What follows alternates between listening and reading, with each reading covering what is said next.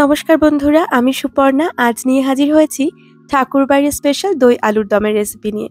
শুধুমাত্র দই আর সামান্য কিছু মশলা দিয়ে যে এমন সুস্বাদু একটা রেসিপি বানানো যায়, এটা ট্রাই না করলে কিন্তু বুঝতেই পারবেন না।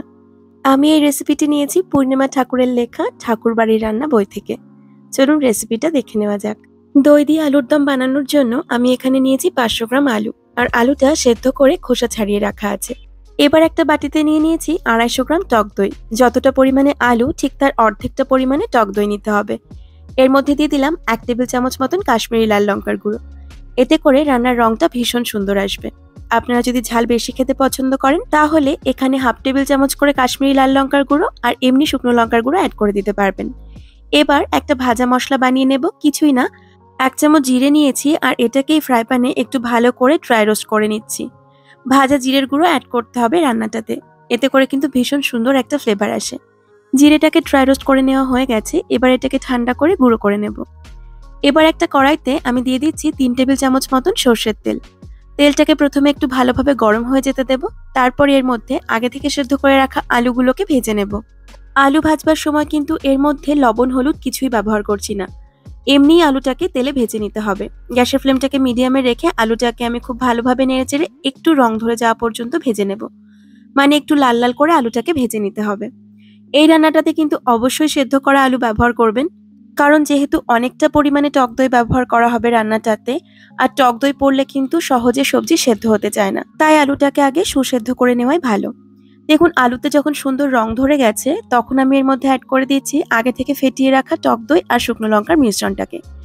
গ্যাসের ফ্লেমটাকে এই পর্যায়ে একদম লোতে রেখেছি, আর দইটা অ্যাড করার পরই কিন্তু খুব ভালোভাবে মিক্স করে নিতে হবে।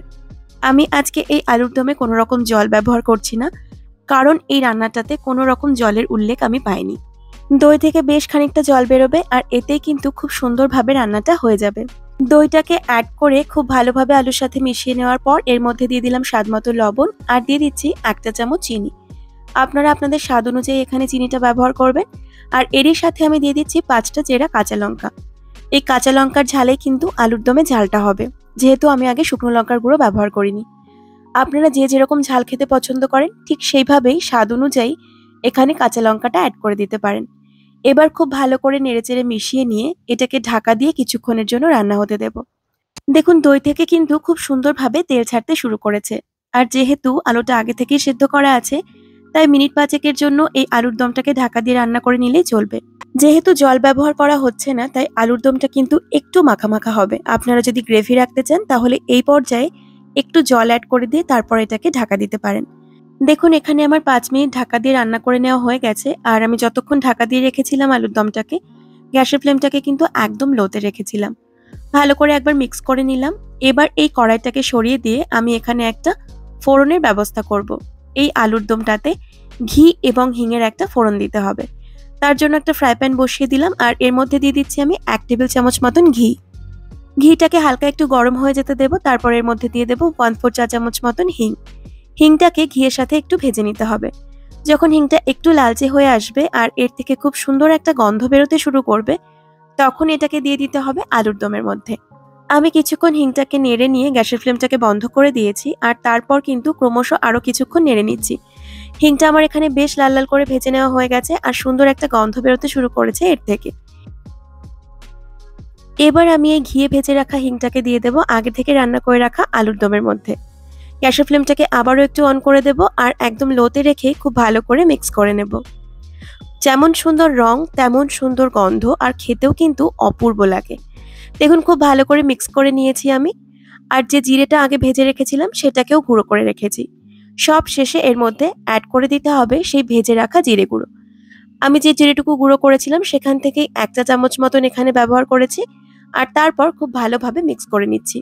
জিরে গুঁড়োটাকে অ্যাড করার পর কিন্তু আমি গ্যাসের ফ্লেমটাকে বন্ধ করে দিয়েছি, আর তারপর মিক্স করে নিচ্ছি। এখানে একটা ছোট্ট কথা আপনাদের সঙ্গে শেয়ার করতে চাই, সেটা হলো যে এই রেসিপিটা বানানোর সময় আপনারা অবশ্যই কিন্তু ফ্রেশ টাটকা দই ব্যবহার করবেন। যেহেতু এই রান্নাটাতে যতটা আলু তার অর্ধেকটা পরিমাণে টক দই ব্যবহার করা হয়, তাই তুলনামূলকভাবে দইয়ের পরিমাণটা কিন্তু অনেকটাই বেশি।